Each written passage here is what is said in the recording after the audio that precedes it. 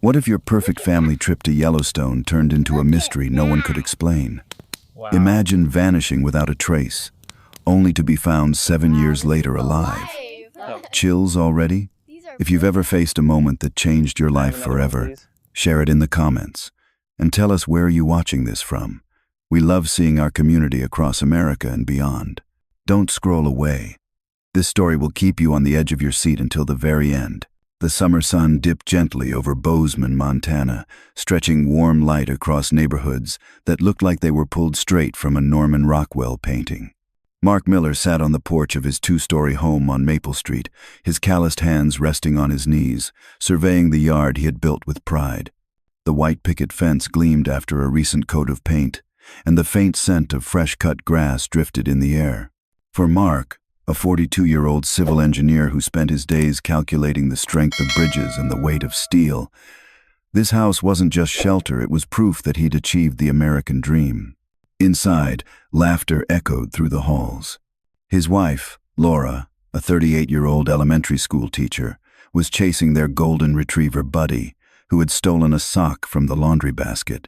Her long brown hair swung loosely as she darted from room to room, pretending frustration but grinning the whole time. Upstairs, Anna, their 12-year-old daughter, was crouched on the floor with a brand-new digital camera in her lap, clicking the shutter at anything she could find. She had been obsessed with photography ever since Mark gave her the camera for her birthday, insisting she might as well start practicing for the wildlife shots she planned to take in Yellowstone.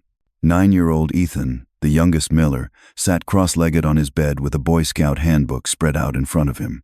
He traced the pictures of knots with his finger, then tried to mimic them with a piece of rope, his small brow furrowed with concentration. Ethan loved to explore, to learn how to survive outdoors, and he was thrilled at the thought of finally showing his dad everything he'd practiced. For the Millers, the coming trip to Yellowstone National Park was more than just a vacation, it was tradition. Every August, when the warm days began to shorten and the nights carried the hint of fall, they packed up their SUV and headed 2 hours south. Yellowstone wasn't just a park to them. It was sacred ground, a place where the busy noise of modern life vanished, and the rhythm of nature, gurgling creeks, whispering pines, crackling campfires took over. Laura, at first, had been hesitant about camping. She liked clean sheets, hot showers, and the comfort of home. But over the years, she had grown to love those annual pilgrimages. She loved watching her children light up when they saw a herd of elk or a geyser erupting. She loved the evenings spent roasting marshmallows under the stars. Yellowstone had become their sanctuary. As the date drew closer, anticipation filled the house. Anna crossed off each day on the wall calendar with a big red marker. Ethan stuffed his notebook with sketches of animal tracks he hoped to identify. Laura carefully prepped meals, pre-cooking a few camping recipes so she wouldn't be stuck over a campfire for hours. Mark, ever the engineer, checked and double-checked the gear list, making sure nothing was forgotten. Water filters, first aid kits, flashlights, maps. He approached camping with the same meticulous care he used when reviewing blueprints for a bridge. On the evening before departure, the family gathered in the living room, maps spread across the coffee table. Buddy curled at their feet, tail thumping against the carpet. "Remember," Mark said, his voice calm but firm. "We stay together on all the trails. We listen to Mom and Dad. And if anyone feels tired, we speak up right away. No wandering off." Anna and Ethan nodded solemnly. They had heard these rules every summer since they were toddlers, and while they sometimes rolled their eyes, deep down they understood. Yellowstone wasn't a playground, it was wilderness. Laura reached over and squeezed Mark's hand. "We've got this. Tomorrow's going to be perfect." The next morning, the SUV was loaded by dawn. Sleeping bags, a brand new 6-person tent, coolers of food, backpacks stuffed with water bottles and snacks all packed tightly in the trunk. Buddy barked and whined as the family climbed into the car, sensing he wouldn't be coming along this time. He would stay with Laura's mother, Patricia, who always spoiled him with extra treats. The Millers pulled away from Maple Street just as the sun rose over the mountains. For a moment, Mark looked in the rearview mirror at his home, the fence, the garden, the porch swing, and felt a swell of pride. He had worked hard for all of it. Life was good. The 2-hour drive passed quickly. The kids pressed their faces to the windows as familiar landmarks appeared. The winding Gallatin River, towering lodgepole pines, and finally the iconic Yellowstone sign that welcomed visitors to America's first national park. "Here we go," Ethan shouted, pumping his fist in the air. Laura laughed. "All right, explorer, save some of that energy for the trail." They arrived at Bridge Bay Campground at 9:30 a.m., half an hour early, but the ranger at the gate waved them through with a smile. Site number 47 was waiting for them, tucked between tall pines with a peek-a-boo view of Yellowstone Lake. The air smelled of pine needles and campfire smoke, drifting from nearby sites. Mark and Ethan set to work on the tent, struggling with the new design but eventually getting the poles upright. Anna, camera in hand, documented the whole process, crouching to snap shots of her brother wrestling with a stubborn zipper. Laura organized the camp kitchen, setting out coolers and folding chairs. Within an hour, their temporary home was complete. "Dad, this tent is huge," Ethan said, diving onto his sleeping bag. "It's practically a hotel," Anna teased, snapping another picture. That evening, as the fire crackled and marshmallows turned golden brown on sticks, a friendly voice called over from the neighboring campsite. An older man with weathered skin and sharp blue eyes approached, his wife trailing behind. "Name's Bill Thompson," he introduced himself, extending a hand. "Used to be a ranger here before I retired." Mark shook his hand firmly. "Mark Miller. This is Laura, Anna, and Ethan." Bill crouched by the fire, warming his hands. "You folks looking for a good hike? Everyone sticks to Old Faithful or the canyon, but I'll tell you there's a trail most people don't know about. Cascade Hollow, real wilderness. Elk, waterfalls, views you'll never forget." Anna's ears perked up. "Wildlife? Can I bring my camera?" "Best place for it." Bill nodded. "Just follow the old log bridge over the creek. Then about 5 miles in, there's an overlook that'll take your breath away." Mark's eyes lit up. He loved the idea of finding a quieter trail, away from the crowds of tourists. Ethan scribbled the name in his notebook while Laura watched, uneasy. She trusted her husband's experience, but something about following a trail not on the official map made her stomach tighten. Still, by the time they crawled into their sleeping bags that night, the Millers had decided. Tomorrow, they would explore Cascade Hollow. The stars glittered overhead, the Milky Way stretching like a river of light across the sky. Anna fell asleep clutching her camera manual, dreaming of elk and waterfalls. Ethan whispered to himself about knots and tracks, promising he'd impress his dad on the trail. Mark lay awake for a moment, listening to the steady breathing of his family around him, the soft hiss of the wind in the trees.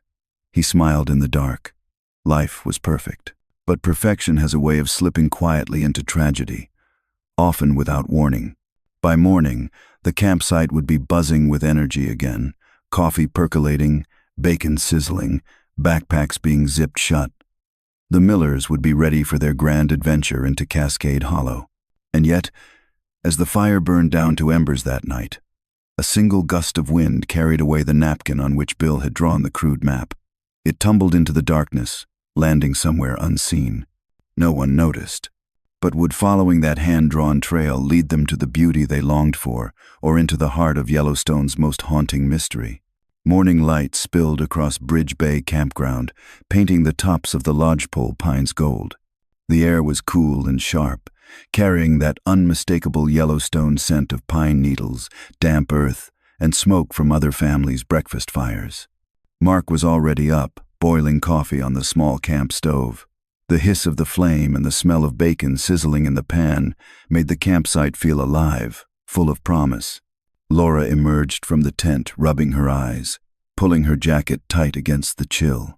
Anna followed, her camera already dangling from her neck, while Ethan burst out with boundless energy, waving his scout's handbook in one hand and a stick in the other. "This is it," Mark said, setting tin mugs of coffee on the table. "The big hike, Cascade Hollow." Laura gave a hesitant smile. "I just hope it's not too rough. 5 miles doesn't sound bad, but the way Bill talked about it, I'm not sure what we're getting into." Ethan grinned. "Ranger Bill said there are elk, maybe even wolves. This is going to be awesome." Anna snapped a photo of her brother's eager face, then another of her dad's steady hands pouring coffee. She wanted to capture everything. Something about this trip felt important, like each picture mattered. By 7:45, backpacks were stuffed with sandwiches, granola bars, first aid kits, and extra water bottles. Laura packed rain jackets just in case, though the sky looked clear.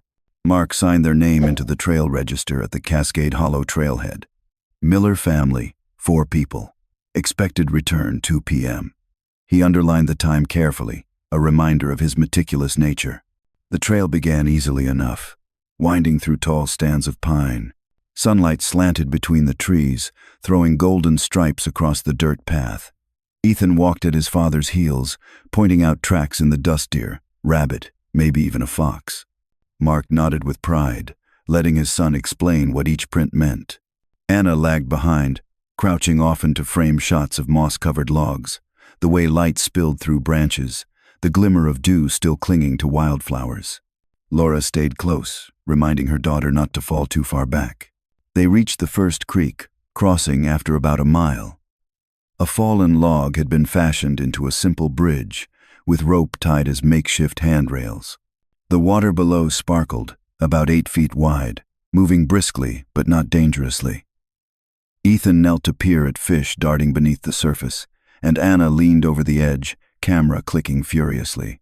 "This is perfect," she said softly. "Exactly what I wanted." Mark checked his watch. "Good pace. If we keep this up, we'll reach the overlook before lunch." The family pressed on.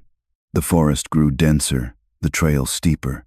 Massive fallen trees, draped in moss, lay across their path. Sunlight became rarer, patches of brightness swallowed by the canopy above. Cascade Creek's voice faded, replaced by the hush of wind and the occasional call of a raven. Laura felt at first the weight of the silence. Yellowstone was never empty. Even in remote corners, you could usually hear other hikers, distant laughter, or the echo of footsteps. Here, there was only forest. "Feels like we're the only people on Earth," she murmured. Mark smiled. "That's what makes it special." But in the back of Laura's mind, unease curled. She couldn't explain it, but something about being so far from the crowds, so deep in shadowy woods, tugged at her nerves. Around 10:20 a.m., it happened. They had just climbed over a massive fallen pine, roots clawing upward like frozen tentacles, when Anna suddenly stopped. "Wait," she called out. "I think I dropped my lens cap back there." Laura sighed. "How far?" "Just past that big tree. I took it off to clean my lens and thought I put it in my pocket, but it's gone." Mark glanced ahead. "All right. Ethan and I will go a little farther. You two find it and meet us at the next trail marker." He said it casually, almost like an afterthought, as if they had done this 100 times before. He tightened his pack straps, nodded at his wife, and moved on with Ethan close behind. Laura hesitated. They had always agreed never to split up. But the lens cap was important to Anna, and they could still hear Mark and Ethan's voices as they walked. It seemed safe. 5 minutes later, Anna spotted the black plastic cap wedged between 2 rocks. She snatched it up with relief. "Got it." Good," Laura said. "Now let's catch up to your dad." They hurried back along the trail, but when they reached the spot where Mark and Ethan had gone ahead, the forest was silent. No voices, no footsteps. No laughter. "Mark," Laura called, her voice echoing between the trees. "Ethan?" "Nothing." "Maybe they went farther," Anna whispered, glancing nervously at her mother. They walked faster, then slower, then stopped altogether.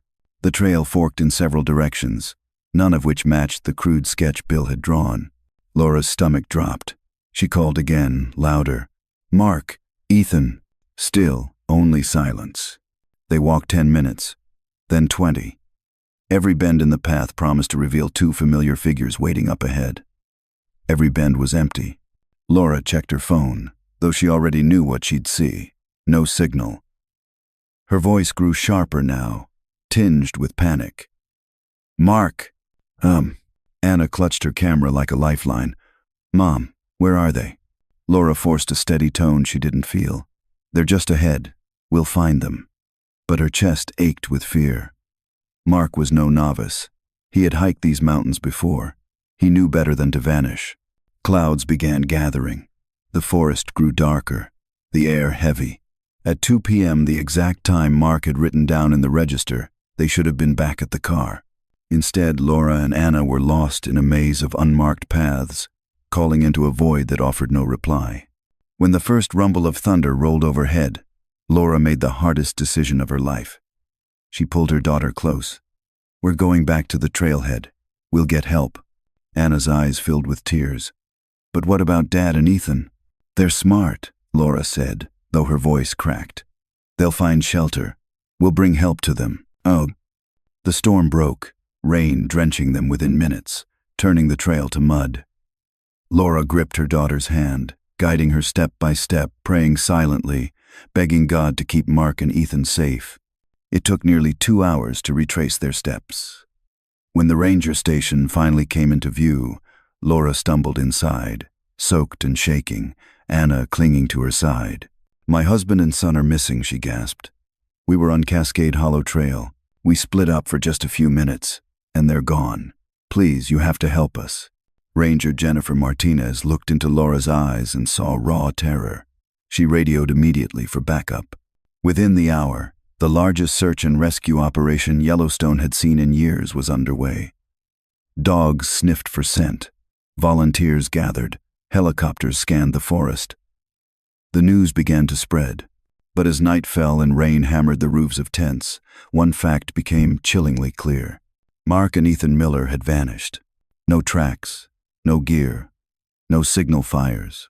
It was as if the father and son had simply stepped off the trail and disappeared into thin air. And Yellowstone, vast and ancient, had swallowed them whole. That night, as Laura sat awake in the ranger station, clutching Anna's damp jacket, she repeated one phrase over and over. "They'll be back. They'll be back." But when the search dogs returned at dawn, their noses pressed to the soil, every trail ended in the same place, that fallen tree. Beyond it, nothing. Not a broken branch, not a footprint, not even a hint of direction. It was as if Mark and Ethan had been lifted into the sky. And the question whispered through the camp like a ghost. How does a father and son vanish in the middle of a marked trail with no trace at all? The morning of the 15th of August, 2018, began crisp and clear, the kind of summer morning campers dream about. The Millers woke to the smell of pine needles warming in the sun and the soft calls of birds darting through the trees. The storm from the night before had passed, leaving the sky an unbroken blue, the air fresh and cool. Mark was the first out of the tent, stretching his arms and inhaling deeply. He was a man who thrived in order and plans, and today was mapped perfectly in his mind. Cascade Hollow, 5 miles, moderate terrain, an overlook at the halfway point, and back by 2 o'clock sharp, a neat loop. Laura emerged next, pulling on her fleece jacket. She studied her husband's face as he adjusted his backpack straps, full of that quiet excitement he always carried when they camped. A part of her wanted to ask again if they shouldn't just stick to the more familiar trails, the ones that filled with tourists and families with strollers. But she stayed quiet. Mark had prepared for this. He always prepared. Anna slung her camera around her neck, her eyes already darting to the way light streaked through the trees. She wanted to catch every detail, the way Buddy had barked when they left him behind, the map spread out on the coffee table the night before, her father's grin when he heard about Cascade Hollow. She wanted her lens to remember what her heart already knew, that this trip mattered. Ethan practically bounced with energy, rope coiled around his shoulder like a miniature explorer. "Dad, if we see elk tracks, can I sketch them? Maybe even follow them a little?" "We'll see," Mark said, though his tone was firm. "But remember the rules. No wandering off, not even a step." At 7:45, they left the campsite and drove to the trailhead. Mark signed the register with careful penmanship. Miller family. 4 hikers. Return time. 2 p.m. He underlined it twice. The first mile of Cascade Hollow felt almost magical. Sunlight glittered through tall lodgepole pines, dappling the earth in shifting patterns. The air smelled faintly of wet moss. The trail itself, narrow but well-worn, curved gently along the creek. Water rushed over smooth stones, a silver ribbon cutting through green. Ethan led the way for a while, pointing at tracks in the dirt. "See? Deer. And that one rabbit." Mark nodded proudly. "Good eye. Remember what I taught you. Always look for broken twigs or flattened grass. Animals leave signs if you know how to read them." Laura smiled at the sight of father and son, their heads bent together, their bond solid and bright. She slowed her pace, letting Anna lag behind with her camera. The shutter clicked repeatedly rocks, the reflection of trees in the creek, a spider web catching dew. When they reached the log bridge, they paused. It stretched across a lively current about 8 feet wide, water sparkling as it hurried downstream. The makeshift handrails were rope, frayed but still sturdy. Ethan balanced himself carefully, arms spread, laughing at his own daring. Anna leaned low to photograph the water's rush, capturing the spray as it leapt against stones. "Beautiful, isn't it?" Laura murmured. "It's perfect," Anna whispered, snapping one more picture. By 10 a.m., they had covered nearly 2 miles. Mark checked his watch and nodded, satisfied with their pace. "We'll make the overlook easy," he said. That was when the forest began to change. The trail pulled away from the creek, climbing into thicker trees.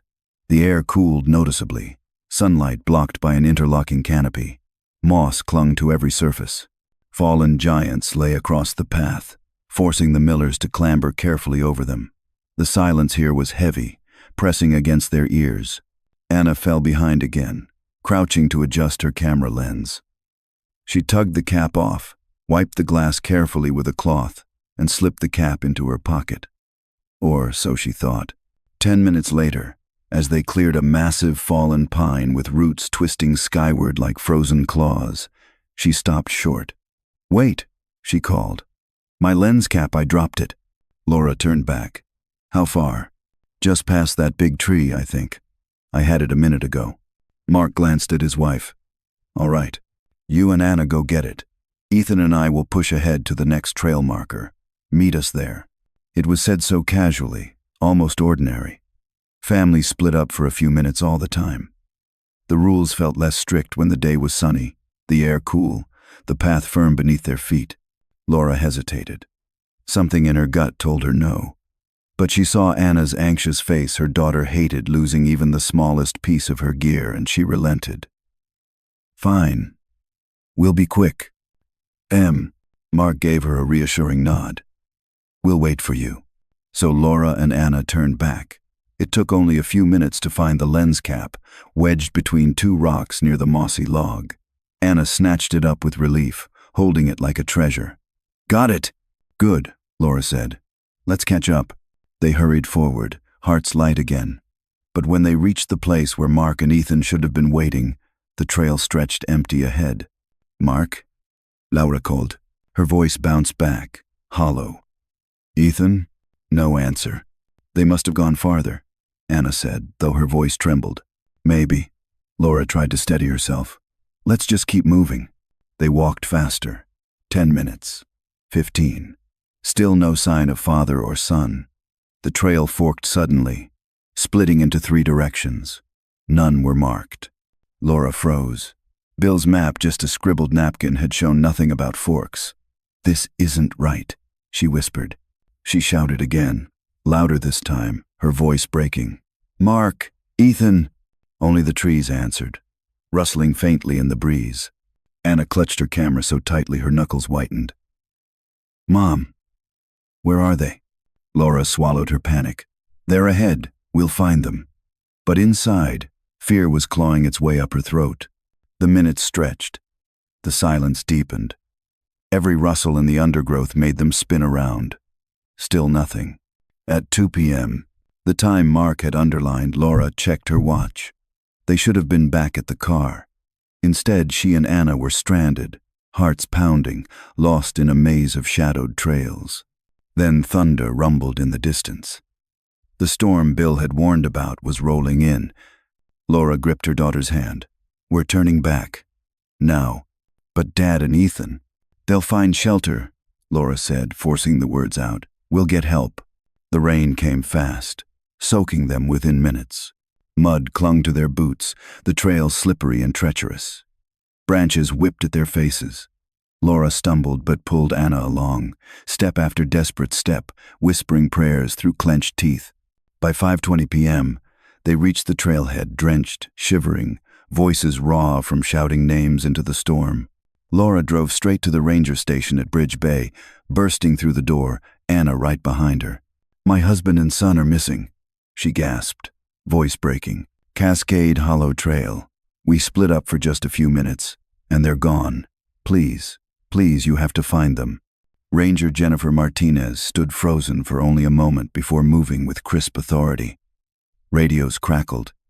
Teams were summoned. Within 30 minutes, the largest search operation in recent memory was underway. That night, powerful beams of light cut through the trees. Searchers shouted Mark's name. Dogs sniffed the trail. Helicopters hovered overhead, and Laura sat in the ranger station, holding her daughter close, whispering again and again, "They'll come back. They'll come back." But the dogs lost the trail at the fallen tree. Every time, without fail, the scent ended there, sudden, inexplicable, as if father and son had simply evaporated. Reporters began arriving the next morning, cameras flashing, headlines blared. "Family vanishes in Yellowstone." Neighbors back in Bozeman prayed and lit candles. Laura's mother, Patricia, drove down, her face drawn with worry. The search stretched into days. Dozens of miles scoured, volunteers poured in, still no trace. By the 9th day, the unthinkable happened. Ranger Mike Thompson, head of SAR, announced the active search would be suspended. Too dangerous, too costly, too little hope. Laura collapsed into Patricia's arms. Anna sobbed into her mother's shirt, her camera hanging useless around her neck. And Yellowstone, vast and untamed, kept its silence. Nights grew colder. The campground emptied. Reporters packed their vans and left. But for Laura and Anna, the world had stopped. Still, questions haunted everyone. How does an experienced hiker vanish mid-trail? How does a boy leave no trace? At the fallen tree where the scent ended, Bill Thompson returned again and again, staring at the mossy bark as though it hid a secret. Something was wrong. Everyone could feel it. And whispers spread through the community, chilling in their simplicity. It was like the forest took them. The first 48 hours after Mark and Ethan disappeared were a blur of movement, voices, and questions that never seemed to stop. Laura barely remembered sleeping, if she had at all. She remembered standing in the ranger station, watching strangers in uniforms lean over maps spread across tables, their fingers tracing trails and ridges, trying to make sense of the impossible. Anna sat in a folding chair beside her, clutching her camera to her chest like it was a lifeline. Every so often, she whispered her brother's name as if the sound alone could pull him back. Ranger Jennifer Martinez remained steady, her calm voice grounding Laura when panic threatened to consume her. "We'll start again at first light," she promised.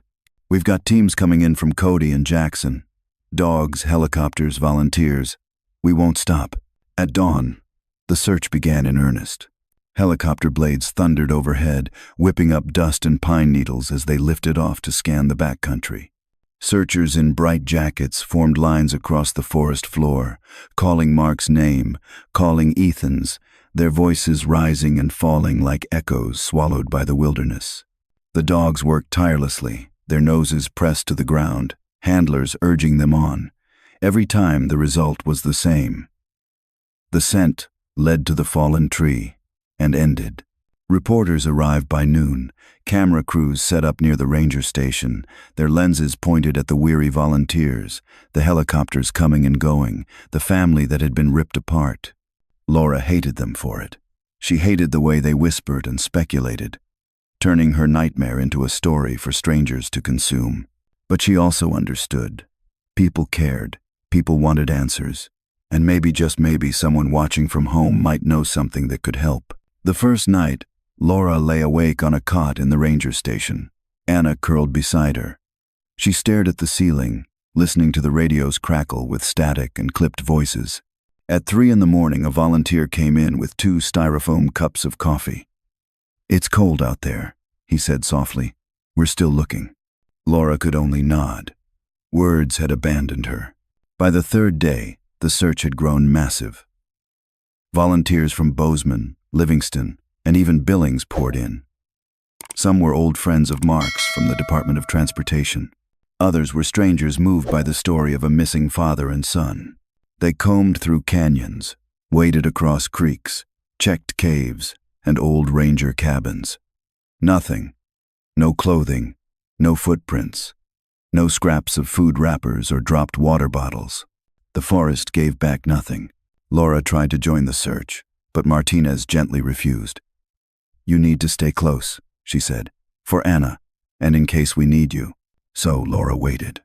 Waiting was worse than moving. She watched the sun rise, climb high, and sink again. She watched teams return, their faces drawn, shaking their heads. She watched Anna withdraw into silence, her camera hanging limp at her side, her eyes vacant. By the fifth day, hope began to fracture. Some of the volunteers spoke quietly in corners about mountain lions, about falls into unseen ravines, about the way wilderness could swallow a person whole. Laura overheard one man say, "It's like the earth opened and ate them." She wanted to scream at him, to shout that Mark was too experienced, that Ethan was too careful, that families didn't just vanish. But she said nothing. Her voice had grown hoarse from calling their names into the forest. On the seventh day, the National Guard joined the effort. Their helicopters flew grid patterns over the park, heat sensors sweeping the valleys. But the wilderness was endless, a patchwork of ridges, canyons, and forest, so thick the sensors struggled to penetrate. By the ninth day, the official word came. Mike Thompson, the search coordinator, stood before a cluster of cameras and reporters, his face carved with exhaustion. Laura stood just behind him, Anna clinging to her hand. "We've searched over 50 square miles," Thompson said. "We've used helicopters, dogs, ground teams, and every resource available. We found no evidence of Mark or Ethan Miller's whereabouts. At this time, we have no choice but to suspend the active search." The words fell like stones into the silence that followed. Laura felt her knees buckle. Patricia caught her before she hit the ground. Anna buried her face in her mother's shirt and sobbed. The reporters swarmed with questions. How could two people vanish without a trace? Were there theories? Was foul play suspected? Thompson repeated the same line. No evidence, no trace. The cameras clicked, capturing Laura's grief, her hollow eyes, the way she clung to her daughter like a drowning woman clings to a piece of driftwood. When the searchers packed up their gear and left, the campground felt unbearable. The world went on. Families cooked hot dogs, children rode bikes, tourists pointed cameras at geysers, while Laura and Anna's world had ended. Back in Bozeman, the house on Maple Street felt like a museum of the life they'd lost. Ethan's baseball glove sat on the counter. Mark's reading glasses rested on the arm of his chair. The smell of his aftershave still lingered in the bathroom. Bailey, their golden retriever, sat by the front door for hours, whining softly, waiting for footsteps that never came. Laura couldn't bring herself to cook meals. She lived on coffee and toast. Patricia moved in to help, guiding Anna through her homework, making sure she ate something. But Laura existed in a fog, caught between despair and denial. Friends dropped off casseroles, flowers, cards. Neighbors knocked with tears in their eyes, offering hugs and prayers. But none of it could fill the silence that echoed through every room. Anna stopped taking pictures. Her camera gathered dust on her desk. When her school counselor asked how she was doing, she whispered, "If I hadn't dropped my lens cap, they'd still be here." Laura's heart shattered at those words. She tried to explain to her daughter that it wasn't her fault, that sometimes life twists cruelly, but Anna's guilt was carved deep. On the one-year anniversary, reporters came again. They asked the same questions, took the same photos, stirred the same ache. Laura lit a candle at the Cascade Hollow trailhead, placing flowers where her family had last stood together. She whispered Mark's name, Ethan's, and she walked away with nothing but silence. Year after year, the ritual repeated. Flowers at the trailhead, questions from reporters, whispers from strangers who speculated about what might have happened. Some believed it was a wild animal. Others thought Mark had led Ethan off trail deliberately, for reasons too dark to imagine. Internet forums brimmed with theories, UFOs, secret government programs, native spirits guarding sacred ground. Laura stopped reading them after the first few years. But even in the face of silence, She never stopped hoping. Anna grew taller, her features sharpening into a young woman's. She started high school, then college. She began taking photos again, but only of people faces lined with age, eyes heavy with stories. She avoided landscapes, avoided forests. Laura sold the Maple Street house eventually, unable to walk past Mark's chair one more time. She and Anna moved into a smaller apartment across town, closer to Patricia. Bailey passed away in 2018, and that loss reopened every wound. Life moved on, even when Laura wanted it to freeze. Seasons turned. Snow blanketed the mountains. Summer sun returned. Still no trace. 7 years passed. 7 anniversaries marked by candles and flowers, by tears and silence. Until one ordinary August morning in 2023, everything changed. Ranger Marcus Webb was on routine patrol deep in Yellowstone, miles from Cascade Hollow. He paused on his ATV, pulling off his helmet to listen. At first he thought it was the wind, or birds, or the rushing of water. But then he heard it again, high, clear voices drifting through the canyon. Children singing. He froze, his heart hammering. He keyed his radio. "Base, this is Webb. I'm at coordinates 44.1892, negative 110.0547. I'm hearing what sounds like children singing, requesting backup." The voice on the other end crackled, stunned. "Children? Out there?" Webb's hands tightened on the radio.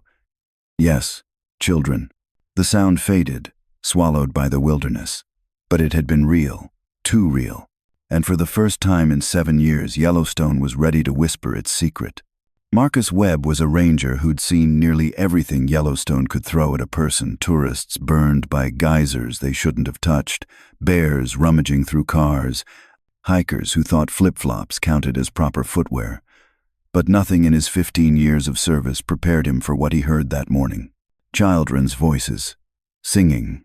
He stood still in the pine-shaded canyon, helmet tucked under his arm, heart pounding so loudly he almost drowned out the sound itself. It wasn't the shriek of an animal or the eerie whistle of wind funneled through stone. These were words, melodies, human voices. And they were young. The singing lasted maybe 30 seconds, faint and haunting, like a chorus of ghosts. Then it stopped, leaving only the hum of insects and the distant trickle of water. Webb swallowed hard, keyed his radio, and called in the coordinates. His voice shook despite every effort to keep it steady. "Children," he repeated when the dispatcher asked for confirmation. "I heard children singing out here, and there shouldn't be kids within 50 miles of this canyon."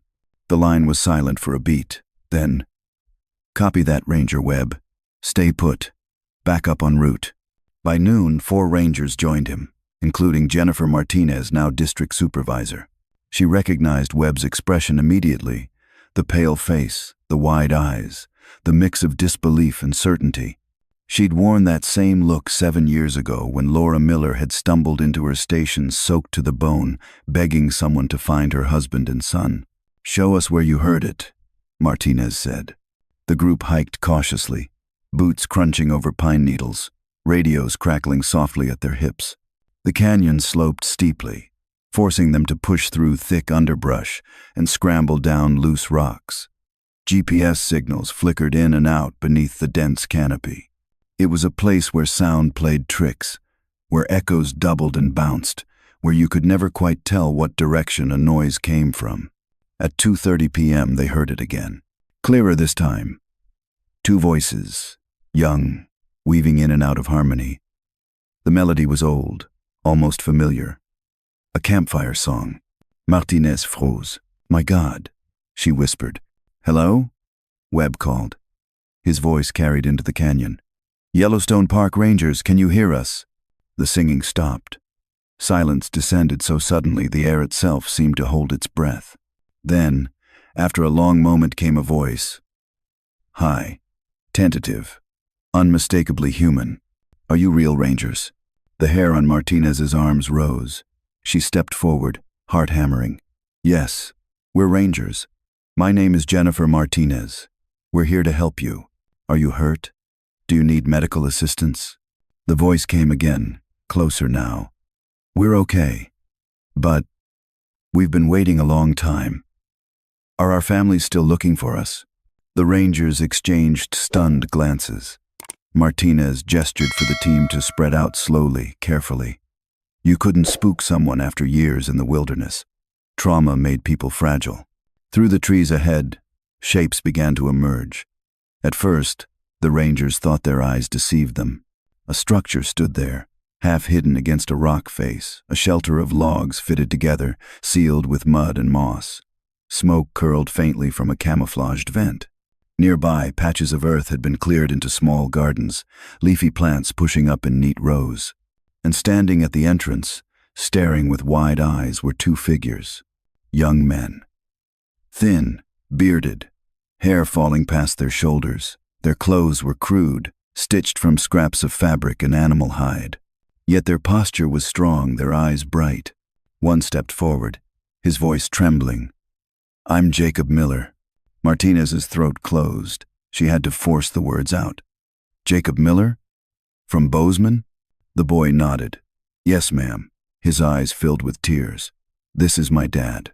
From the shadow of the shelter, another figure emerged.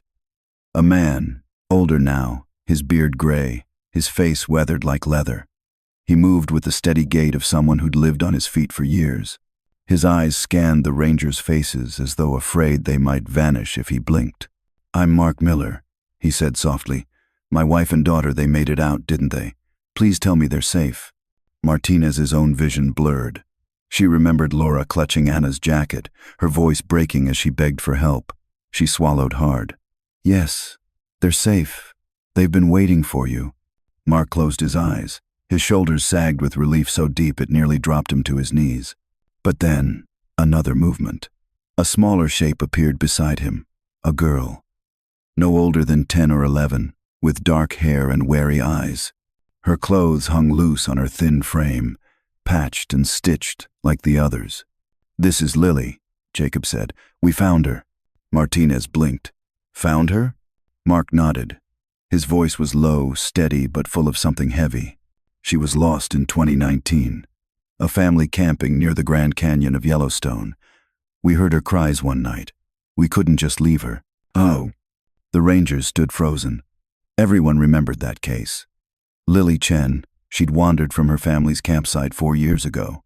Search teams scoured the area for weeks. Nothing. Everyone assumed the worst.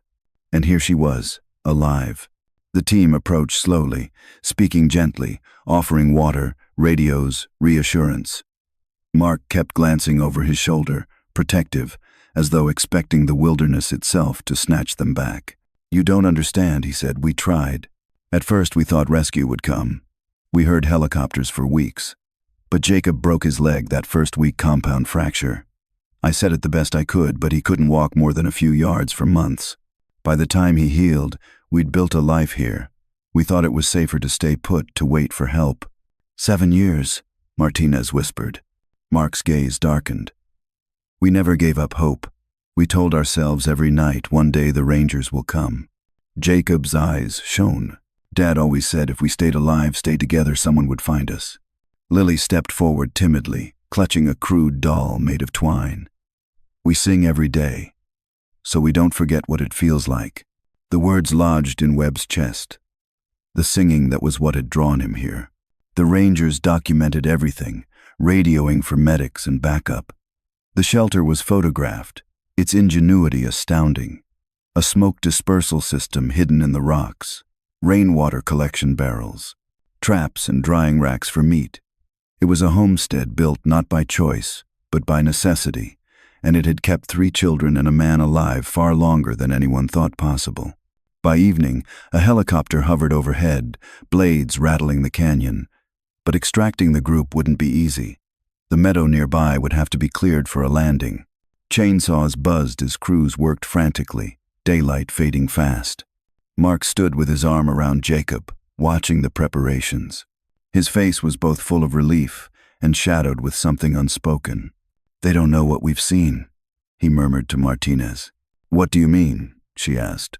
Mark hesitated, then shook his head. "Later. For now, just get us out of here." By the next morning, the helicopter lifted off, carrying 4 figures who'd been declared lost, presumed dead.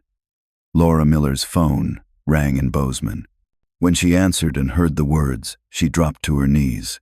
Anna, now 19, grabbed the phone from her mother, tears streaming as she listened. "They're alive," Laura whispered. "My God, they're alive."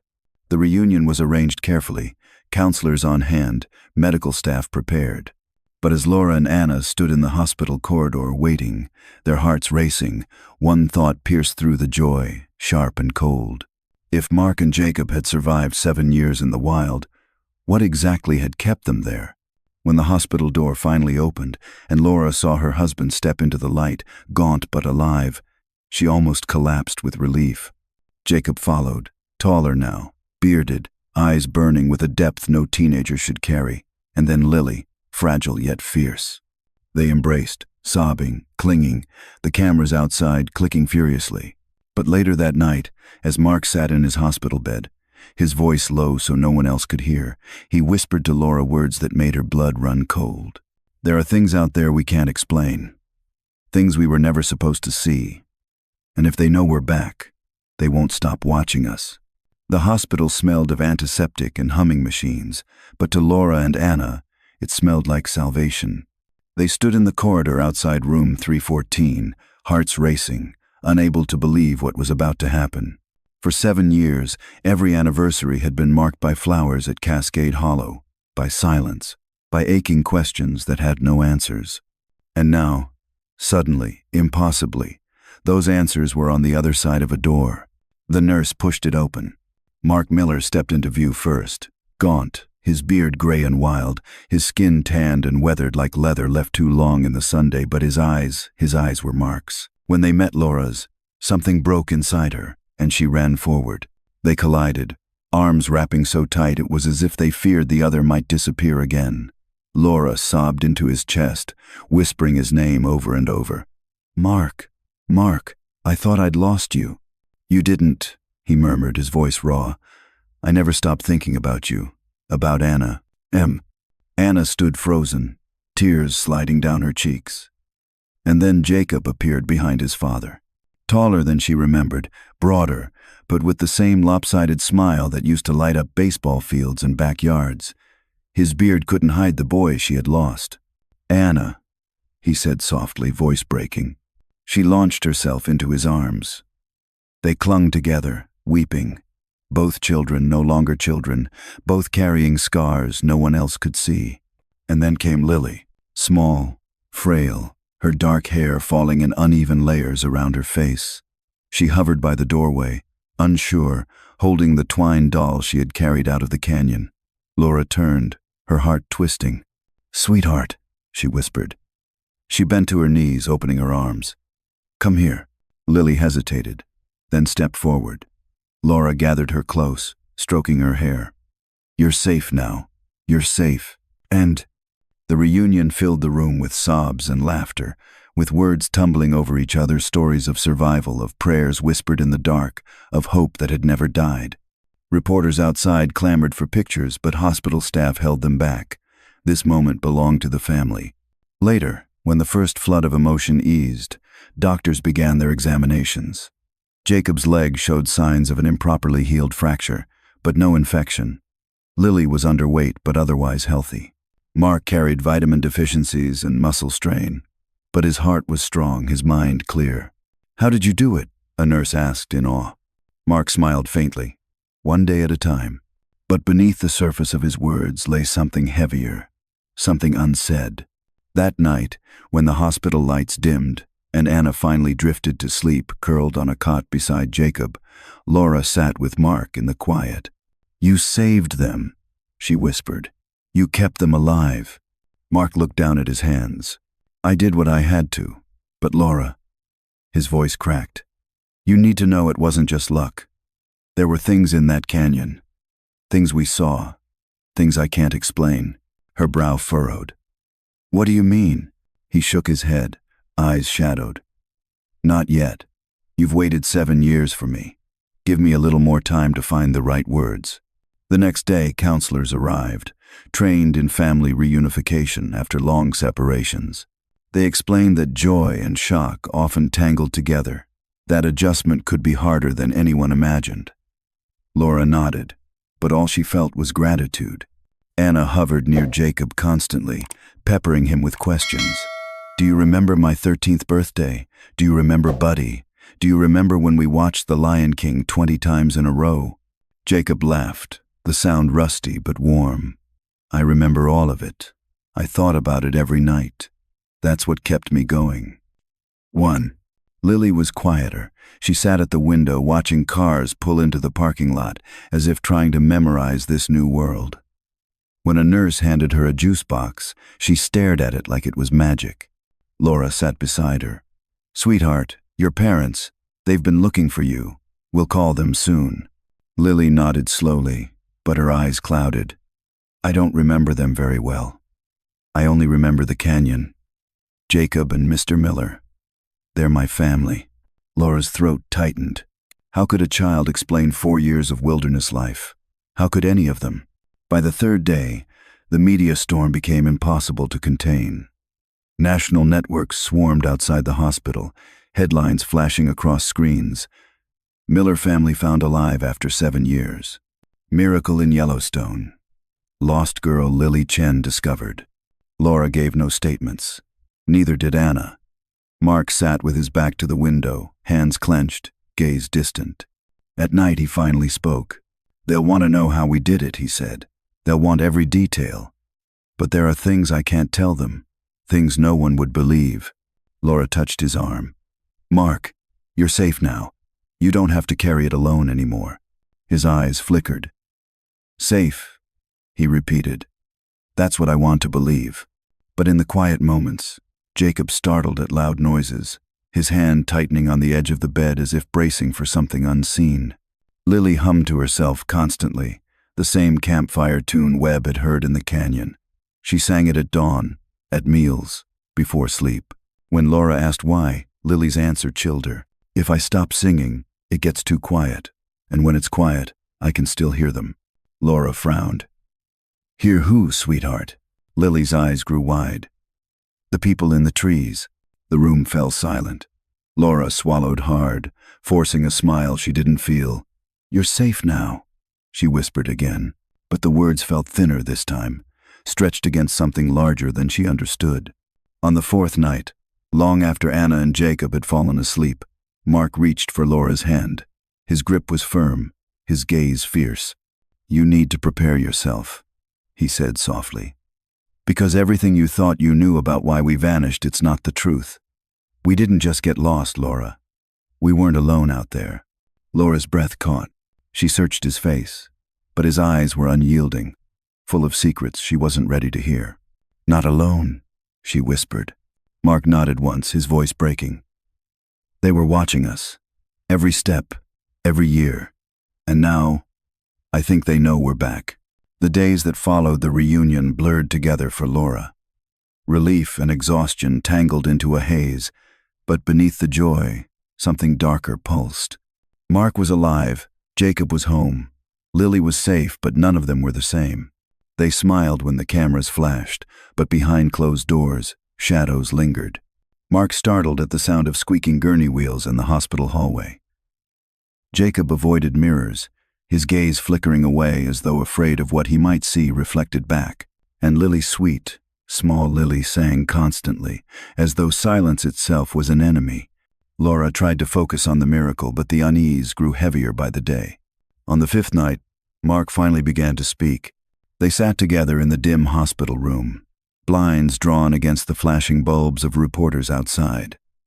Anna slept curled up in the chair, Jacob's arm draped protectively around her shoulders.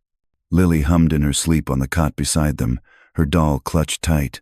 Mark's voice was low, almost conspiratorial. You know the story they'll want to hear, he began. The survival tale, the garden, the smoke vents, the way we rationed food. And that's all true, but it's not the whole truth. Laura's pulse quickened. Then what is? He rubbed his hands together, as though trying to warm them. That first week, after we got separated, I thought I could backtrack. I thought if I followed the creek, I'd hit a trail or find a ranger. But something happened. Jacob fell compound fracture. I couldn't carry him out. We were stuck. Laura's heart ached at the thought. You did what you had to. Mark shook his head. You don't understand. The first night we stayed by the fallen tree, we weren't alone. We heard voices. Laura frowned. Other hikers? No.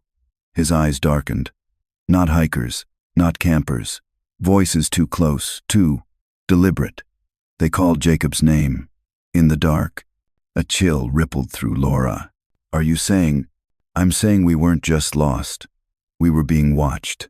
He fell silent, his gaze distant, as if reliving the moment. Jacob stirred then, half awake, his voice hoarse. Dad's right. His eyes glistened in the dim light. I heard them too. At first I thought it was Mom calling for me. But when I called back, nothing answered, just laughter, way out in the trees. Laura's chest tightened. She wanted to dismiss it as trauma, the tricks of an exhausted mind in a dark forest. But Jacob's trembling hands told her otherwise. What about Lily? She asked. Mark nodded toward the girl asleep on the cot. She was the proof. 4 years ago we heard crying in the canyon. We thought it was another trick, but it was real Lily, alone, half-starved. She told us she'd been following the voices when she wandered from her family's campsite. They promised to lead her back, but they didn't.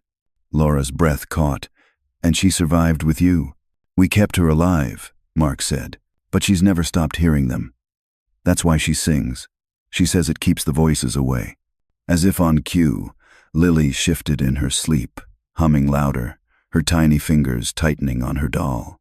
Laura swallowed hard. Mark, what are you saying? That someone kept you there on purpose? Mark leaned forward, his voice fierce. Yes. Something out there. Maybe people. Maybe not, I don't know. But they wanted us to stay. And they let us live only because we played by their rules. The room seemed colder then, the fluorescent light humming like static. Jacob sat up fully now, his expression haunted. Mom, when Dad says rules, he means it. We couldn't go past certain ridges. Whenever we tried, things happened. Storms out of nowhere, trees falling, animals driving us back. We learned fast. We stayed in our canyon, and we stayed alive. Laura's rational mind rebelled. Yellowstone was wilderness, unpredictable, vast. Accidents happened. Storms happened. But the conviction in her husband's and son's voices gnawed at her. What about food?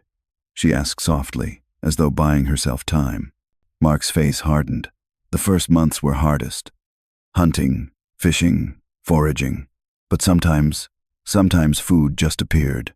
Dried meat, herbs, even tools left near our shelter when we woke, like someone was making sure we had just enough to last. Laura stared at him. That's impossible. Jacob shook his head. I don't care if it sounds crazy. It happened. Lily's eyes fluttered open then, dark and solemn. She looked directly at Laura. They don't like it when you talk about them. Laura's blood ran cold. Who, Lily? She whispered. The people in the trees. The girl's voice was steady, matter-of-fact, as if she were explaining the rules of a game. They watched us. All the time. They said if we ever tried to leave, they'd find us again. Silence filled the room, heavy and suffocating. Laura pulled Lily into her arms, her hand trembling as she stroked the girl's hair. You're safe now. They can't hurt you here. But Lily shook her head against her chest. They know we're gone. They'll come. The following morning, Mark refused interviews. He wouldn't sit for the cameras, wouldn't smile for the news crews outside. When asked, he said only, not yet. Jacob was restless, pacing his hospital room, agitated by the beeping machines. He begged for the outdoors, the fresh air, the sound of running water. Doctors warned patience. But Laura could see it. He was caged.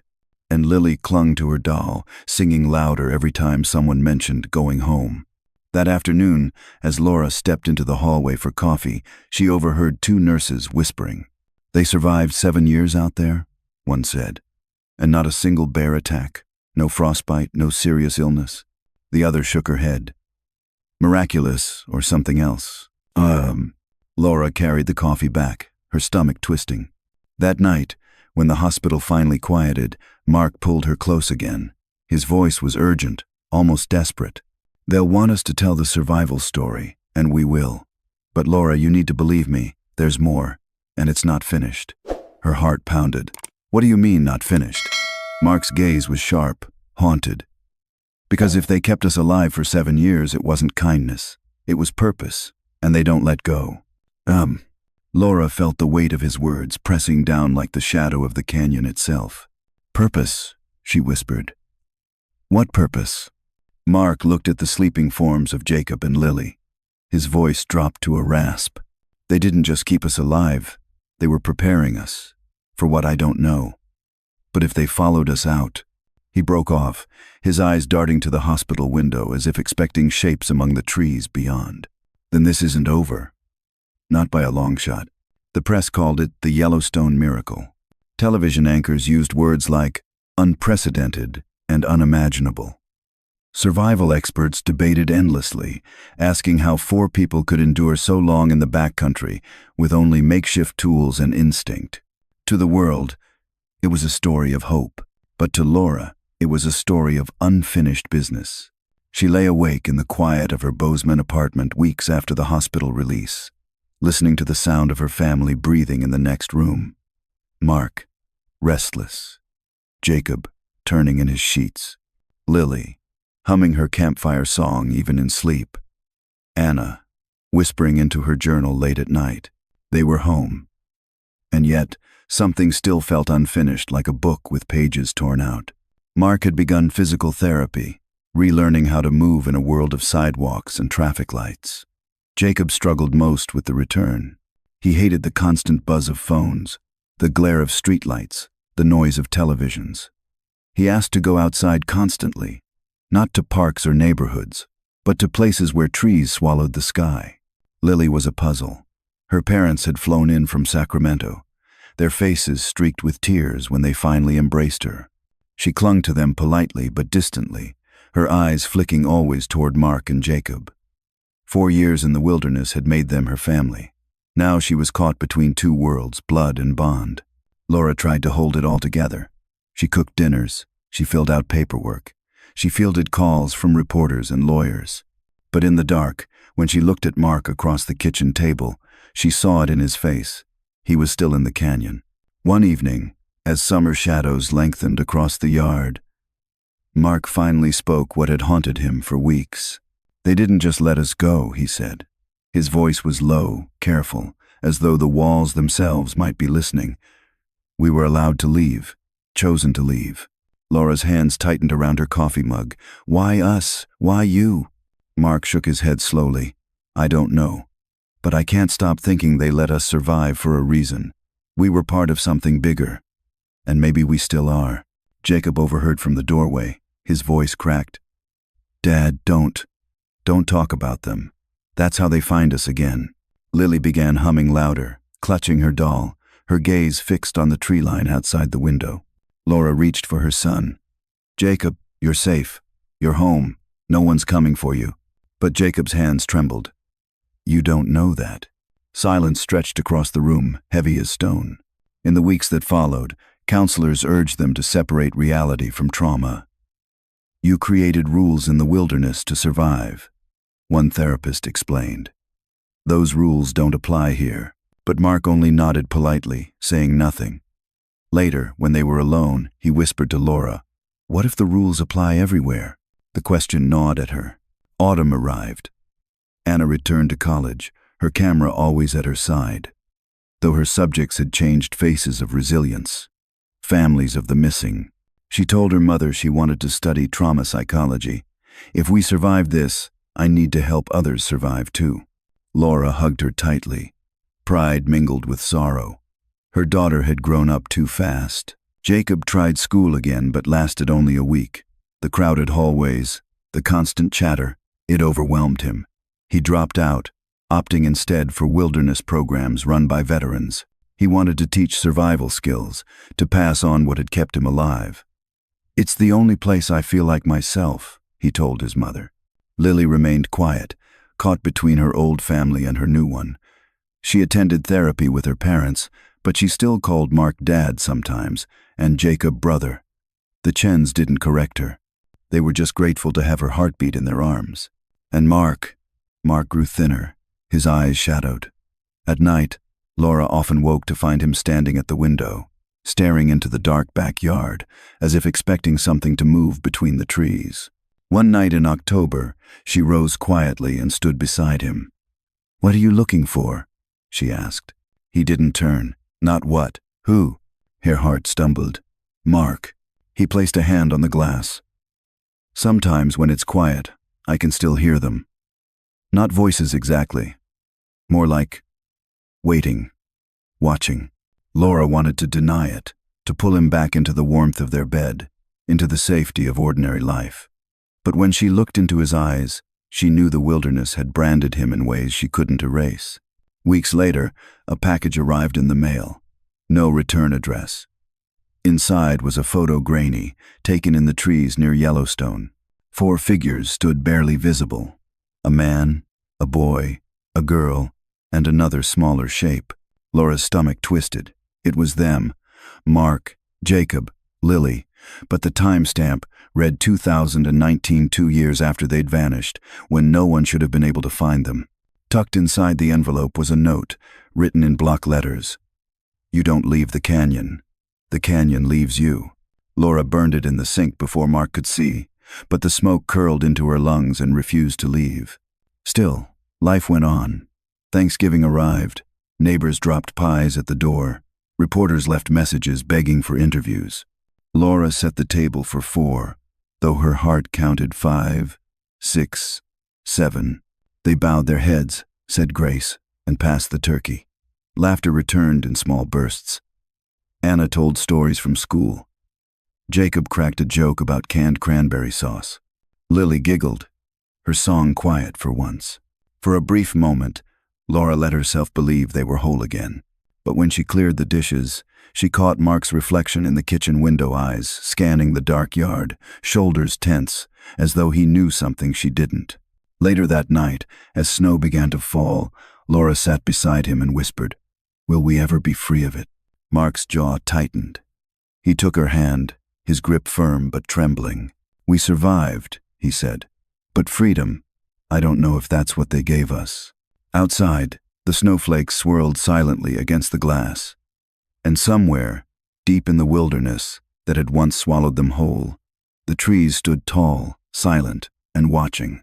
The story of the Miller family is more than a tale of survival in the wilderness. It is a mirror held up to our deepest fears and our strongest hopes. At its heart, this narrative forces us to ask, what do we cling to when everything familiar is stripped away? Mark, Jacob, and Lily endured 7 years in the shadows of Yellowstone, cut off from the world they once knew.